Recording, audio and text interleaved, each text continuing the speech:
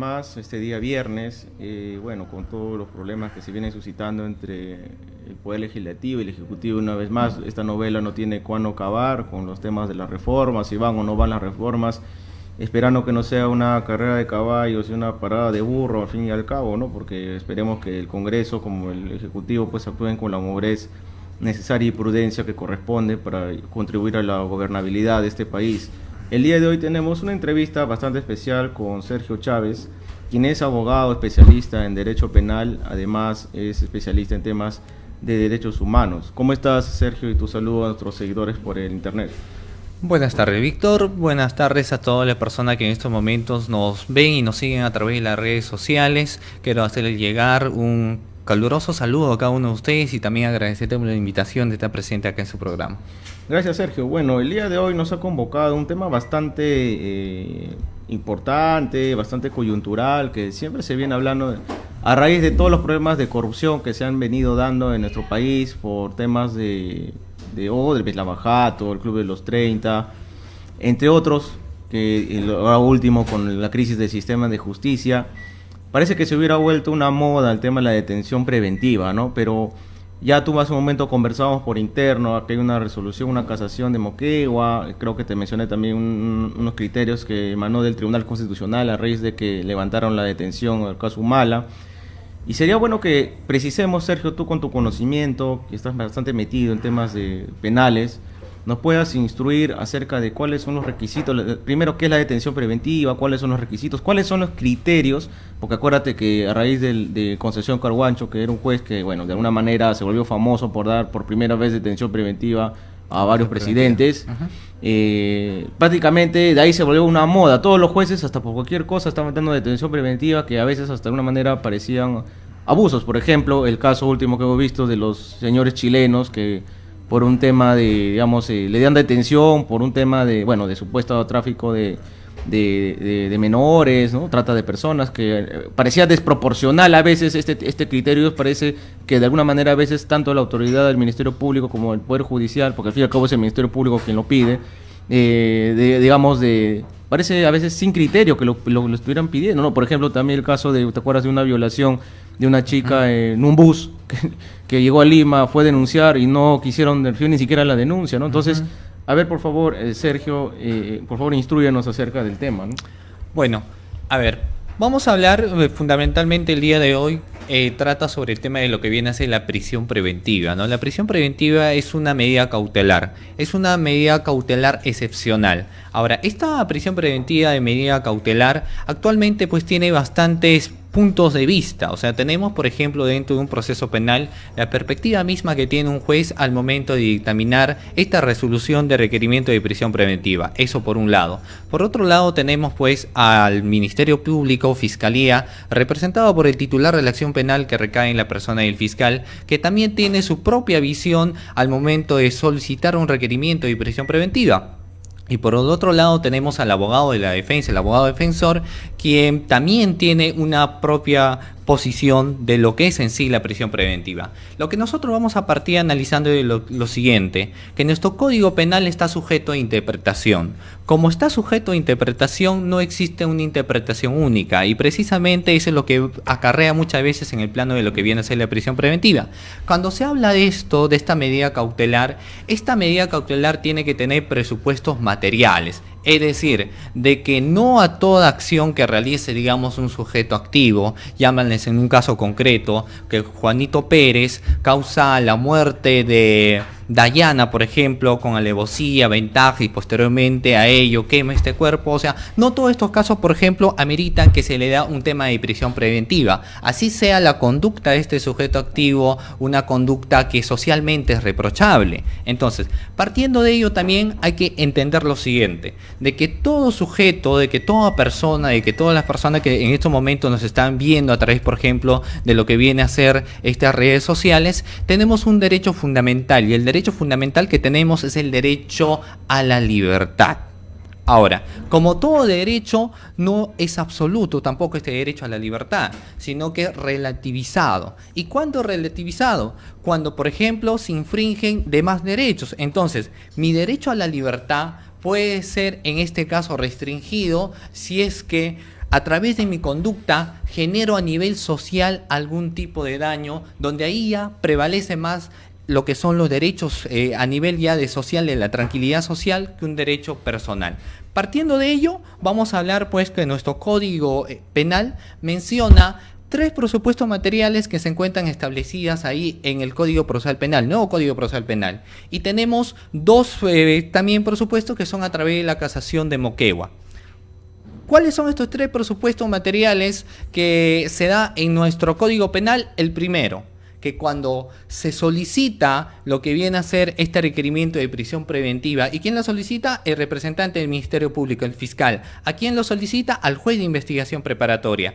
En su solicitud tiene que ser primero una interpretación de una determinada conducta que obviamente está subsumida en el tipo penal. Ahora, para que se dé prisión preventiva son 3 los elementos. El primero de ellos, que sean graves y fundados elementos de convicción. Eso nos dice la norma. O sea, ¿y qué entendemos nosotros pues por graves y fundados elementos de convicción? ¿Qué más nos dice? Que estos graves y fundados elementos de convicción hagan notar al fiscal que tal persona haya cometido un hecho delictivo. Esos son los graves y fundados elementos de convicción. Por lo general, ¿cuándo Fiscalía tiene estos graves y fundados elementos de convicción? Cuando, por ejemplo, se trata de una detención en flagrancia, cuasi flagrancia o presunción de flagrancia. En esos casos ya se tiene bastante certeza de que la imputación que se está haciendo al sujeto activo está relacionada a un tipo penal en concreto.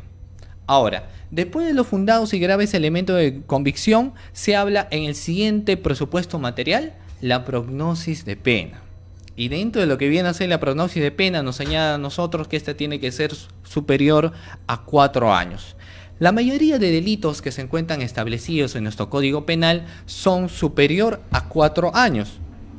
Entonces, entendamos también que cuando se habla el tema de prognosis de pena, estamos hablando ya de la pena que va a ser materia ya de sentencia con una resolución. Y finalmente vamos a hablar de otro presupuesto que es en sí la más cuestionable y ahí hay bastante dudas, que es en este caso el presupuesto material de lo que es el peligro procesal. Y dentro de este tema de peligro procesal vamos a ver 2. Uno, el peligro de fuga propiamente dicho, y el otro vamos a hablar pues de lo que viene a ser el peligro de obstaculización procesal, ¿no? Esos son lo que son los presupuestos materiales. Ya la casación de Moquegua, que hace también un análisis respecto a ello, introduce 2 presupuestos, uno que está relacionado a lo que es la proporcionalidad de la medida. Es decir, si la acción que realiza este sujeto activo es proporcional a esta medida de prisión preventiva, y si no es proporcional, el juez debería en este caso dictaminar otro tipo de medida, como es la comparecencia restringida, que podría dictar en este caso un impedimento de salida del país. Y el otro está hablando de lo otro que está relacionado también a la casación de Moquegua, es cuando habla sobre el plazo en sí de la prisión preventiva, ¿no? Entonces, esto vienen a ser los 5 presupuestos procesales que en forma conjunta tienen que ser analizados por el juez para dictaminar prisión preventiva a una persona. Bien, Sergio, sí, bastante claro lo que nos mencionas al respecto de la detención preventiva y específicamente los criterios que tú has determinado, digamos, lo importante acá es la proporcionalidad o de alguna manera la justificación, si esa detención justifica, digamos, la gravedad de la conducta. ¿A eso se refiere? ¿No? Porque tú te refieres a la proporcionalidad, entonces hay que ver qué tan grave es la conducta. ¿A eso se refiere? Por supuesto, por ejemplo, cuando se habla sobre el tema de y esta casación de Moquegua señala al respecto lo siguiente, que cuando se habla, por ejemplo, de lo que viene a ser la proporcionalidad y la medida, se entiende de que debemos tener en cuenta dentro de nuestro ordenamiento jurídico un principio o un derecho fundamental que es el derecho a la libertad. Este derecho a la libertad solo puede ser restringido con causa fundamentada. Y esta causa fundamentada tiene que probarse eminentemente, ¿no? Si no es causa fundamentada, si no se prueba, no tienen por qué, en este caso, restringir de mi derecho a la libertad. Entonces, eso por un lado. Por otro lado, cuando se habla de lo que viene a ser la proporcionalidad de la misma, y se ven muchos casos que, por ejemplo, la prisión preventiva, al ser una medida excepcional, significa de que esto es una excepción y no es una regla. es una excepción y no es una regla. No significa, no está relacionado tanto a cuánto daño se causa a través de una acción, a través de un sujeto activo a una persona. Caso concreto, si es, por ejemplo, un delito de homicidio calificado, ¿no? Este homicidio calificado previamente ha sido violación seguida de muerte. A nivel social es un hecho repudiable. Las personas ven esto y rápidamente quieren un tema de prisión preventiva, pero la situación no es así. A pesar de que sea una medida o una penalidad alta, en el proceso penal no significa de que necesariamente esta tenga que el sujeto activo que cometió este tipo de delictivo tiene que ser merecedor de una prisión preventiva. Segundo ejemplo, muchas veces cuando se ve de casos de organizaciones, que incluso todavía no se sabe si son organizaciones criminales, ¿no? A nivel social puede existir a veces un tema de un repudio porque no consideran que eso está bien. Pero a nivel de proceso penal, se tiene que cumplir lo que al inicio le he señalado, presupuestos materiales, ¿no? Y tiene que ser proporcional en sí, ¿no? Y la proporción pues está relacionado también a cuánto Ministerio Público prueba a través de elementos de convicción que esa persona realmente ha tenido participación en un hecho criminal. Porque si no estaríamos hablando también de una vulneración, es decir, conducta que realiza el sujeto activo y que se considera, por ejemplo, está subsumido en un tipo penal y se considera reprochable, inmediatamente prisión preventiva por parte del juez, estaríamos hablando de la afectación, por ejemplo, de lo que es el principio o el derecho de la presunción de inocencia, ¿no? Entonces, estos son partes muy importantes que uno siempre tiene que analizar al momento, en el caso de los jueces de investigación preparatoria, al momento de emitir, digamos, una resolución, ¿no? Bien, Sergio, nos queda claro. Ahora, otro de los temas que a mí también siempre me han incluso llamado para dar algún tipo de declaración en prensa y que también hay muchos juristas y abogados que no coinciden en cuanto al criterio es de este llamado peligro procesal. ¿Cuándo estamos en un peligro procesal y cuándo, creo que también dice el nuevo Código Procesal Penal, el tema de poner obstáculos a la justicia, ¿no? Entonces, creo que en el caso Humala no fue por el tema del peligro de fuga, sino se fueron por el tema de obstaculizar a la justicia, por las pruebas y todo, falsas que haya juntado y algún tipo de, creo que la declaración de su esposa y todo eso que también ella le dieron a Nadine detención. Entonces, este tema de obstaculizar a la justicia creo que no estaba antes en el antiguo Código de Procedimientos Penales, ¿no? Del 46, pero sí incorporado en la actualidad. Entonces, ¿cuál es ese otro criterio? ¿Cuándo estamos frente a un peligro procesal y cuándo obstaculizamos a la justicia? Excelente, es una interrogante muy buena y esto está sujeto en realidad a mucho análisis en sí y sigue siendo en la actualidad un tema de bastante controversia y parece que muchos en ocasiones no se ponen de acuerdo. Dentro de lo que son los presupuestos materiales del Código Procesal Penal, específicamente en el título que habla de la prisión preventiva, el tercer presupuesto te habla sobre el tema de lo que es eludir la acción de la justicia.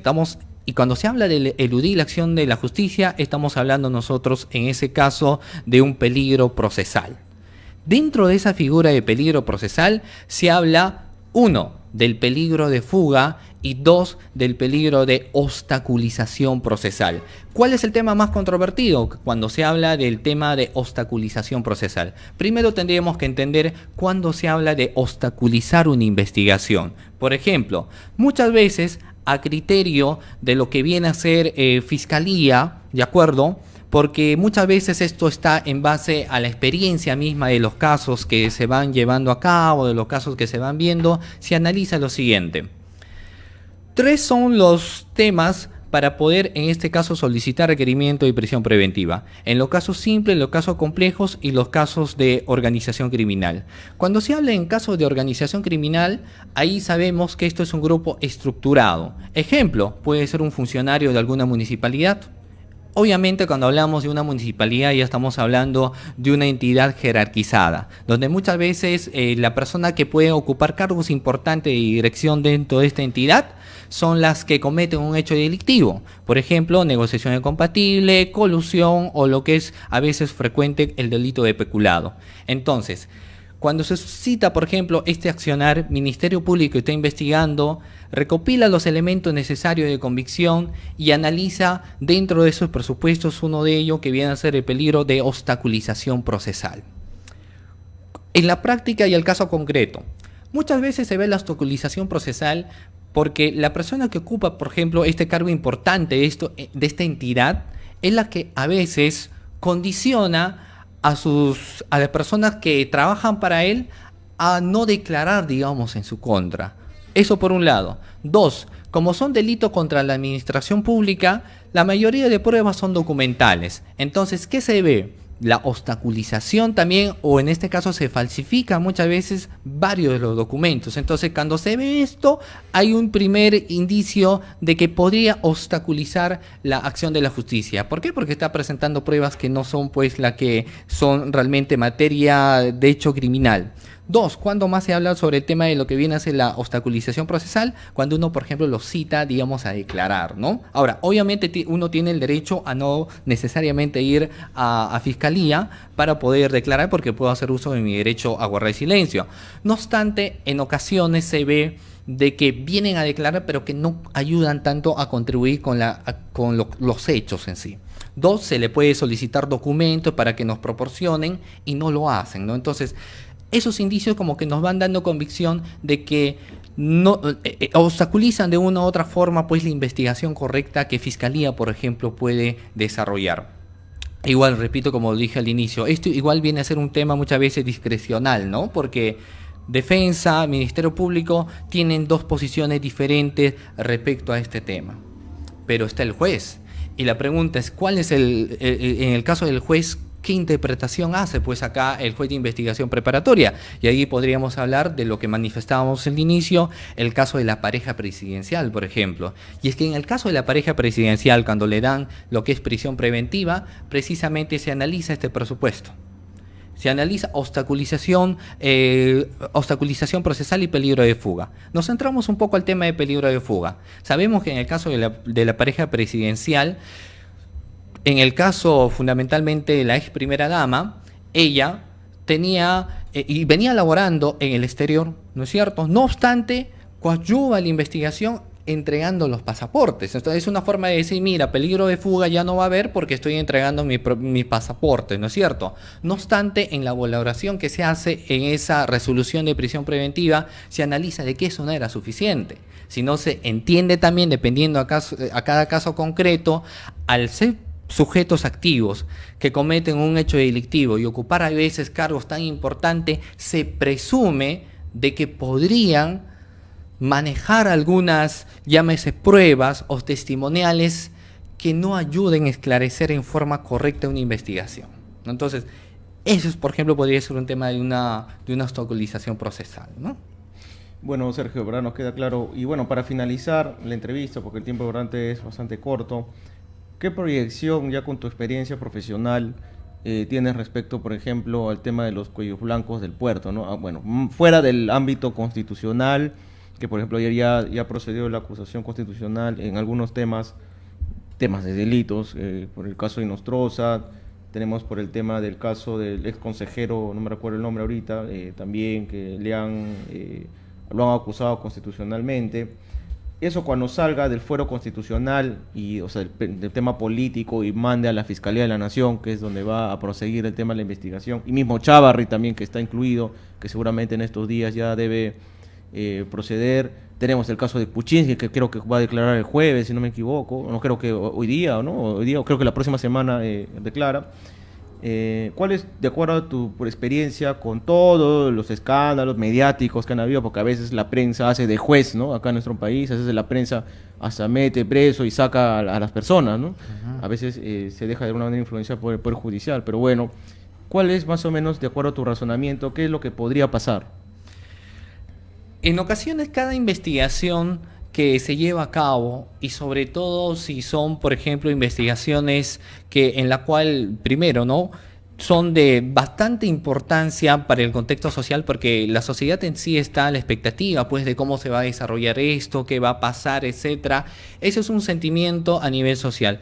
Como abogado y como persona que nosotros sabemos, interpretando lo que viene a ser en sí la norma, podemos entender de que se debe apartar primero lo que es un juicio mediático a lo que es un juicio estricto sensu, ¿no es cierto? A veces con el juicio mediático muchas veces ya se condena a una persona por una determinada conducta porque precisamente esta conducta no es reprochable a nivel social. pero no necesariamente esta conducta recae en un tipo penal en concreto. O sea, no es punible esta conducta a efecto del derecho penal, hacer la última ratio, no es merecedor, por ejemplo, de sanción. Entonces, lo que yo podría decir y visorar de que busquemos lo siguiente, ya en un tema de interpretación, que la investigación que se lleven a cabo, ya sea de contexto de conocimiento público, se realicen interpretando en forma idónea y correcta lo que está establecido pues dentro de nuestro ordenamiento jurídico, llámese en este caso nuestro Código Penal. Yo les diría y vería, y tengo la convicción de que la situación de investigación que se va llevando a cabo va a tener que primar lo que viene a ser el derecho a la justicia. ¿Qué no quiere decir? De que en las investigaciones mediáticas que se están llevando y se están teniendo a cabo, lo que va a tener que ser importante es que se realice primero una investigación transparente. Dos, de que la sociedad mismo, en la cual ve cotidianamente este tipo de situaciones, visora, por ejemplo, lo que viene a ser el tema de corrupción, porque hoy en día ya no confían en lo que son los operadores de justicia, ya no confían en el fiscal, ya no confían muchas veces en el juez, no confían en el abogado. Busquemos sembrar pues una pequeña semilla de esperanza de que las conductas que han sido desarrolladas y se comprueba la culpabilidad de las mismas, que sean pues merecedoras de algún tipo de condena. Caso contrario, eminentemente los que somos abogados sabemos de que no se les tendría que aplicar algún tipo de pena, ¿no? Entonces, yo espero y tengo fe de que va a haber un cambio en nuestra reforma de administración de justicia, y pediría de que las personas y la sociedad pues tengamos esa esperanza de que las cosas se van a solucionar, las cosas se van a aclarar y vamos a tener una administración de justicia para todos y todos, donde se cumplan y se respetan lo que se encuentra en la Constitución y en el Código Penal, Código Civil, ¿no? Bueno, Sergio, yo quiero agradecerte por tu tiempo y bueno, será hasta un próximo programa el día viernes. Muchas gracias, Sergio. Muchas gracias a usted por la invitación. Gracias.